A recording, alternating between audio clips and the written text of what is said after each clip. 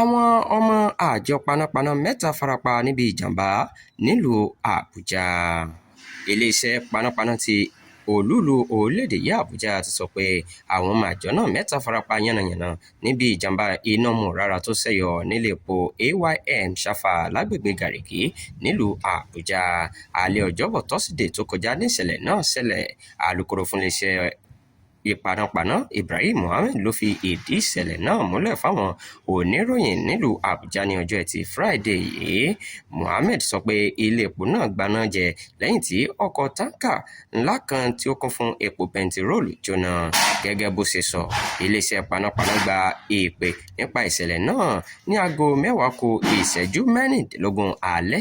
Lẹ́yìn náà ni wọ́n fi àwọn òṣìṣẹ́ àtàwọn irinṣẹ́ tí wọ́n fi ń paná ránṣẹ́ sí ibi ìṣẹ̀lẹ̀ náà.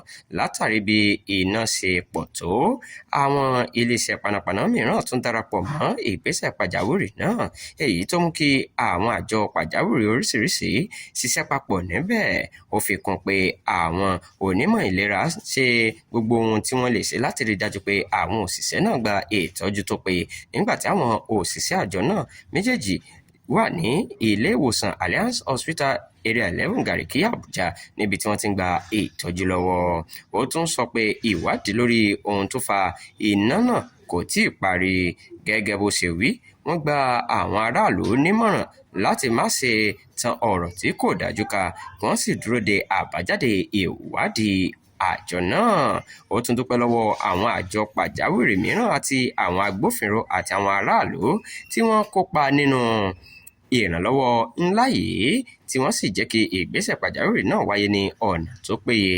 Mohammed tún gbóríyìn fún ìgboyà, akitiyan àti ìwà òtítọ́ tí àwọn òṣìṣẹ́ panápaná àti àwọn òṣìṣẹ́ pàjáwìrì mìíràn fi hàn lásìkò ìṣẹ̀lẹ̀ náà.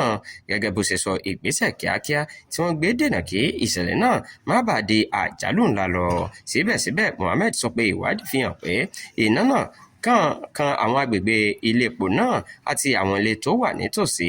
Ó ní ó ṣe pàtàkì káwọn ohun èlò ààbò iná máa wà ní àmójútó lóòrèkóòrè, káwọn ènìyàn sì máa fi tó àwọn àjọ tó yẹ létí ní kété tí ìjàmbá iná bá wáyé nípasẹ̀ nọ́mbà pàjáwìrì 02092906118. Ó tún sọ pé olùdarí iléeṣẹ́ panápaná FCT Adébáyọ̀ Sakios ti fi ìbànújẹ́ rẹ̀ hàn lórí àwọn òṣìṣẹ́ àjọ náà tí wọ́n farapa.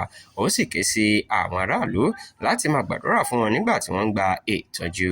Sakios sọ pé àjọ náà yóò tẹ̀síwájú nínú iṣẹ́ rẹ̀ láti dáàbò bo ẹ̀mí àti dúkìá àwọn aráàlú.